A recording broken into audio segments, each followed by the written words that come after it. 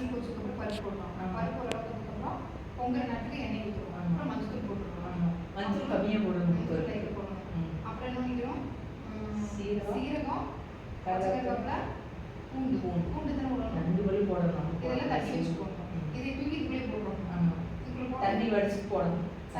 தண்ணி ஆத்தன்னிக்குள்ள போட்டால் நல்லா இருக்காது. நான் ஃபஸ்ட்டு பேருந்து இருத்துக்கல தண்ணியை இருத்துட்டு போட்டு வெங்காயம் வாங்கி நல்லா சிவப்பு வணக்கி கொட்டி சரி தண்ணி வடிச்சுட்டு கொடுத்துட்டு அந்த பூண்டு, சீரகம், பச்சை கருவேப்பிலை போட்டேன்.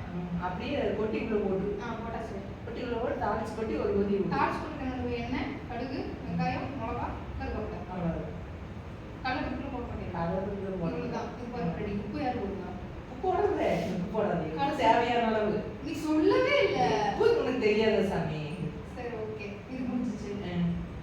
சாம்பார் வைக்கிறதுனா அதே சாம்பார் என்ன கேட்டோம், எல்லாம் கேட்டோம்னா சாப்பிட்டு நாளைக்கு உப்பு இருக்கணும் வீட்டில். வெய்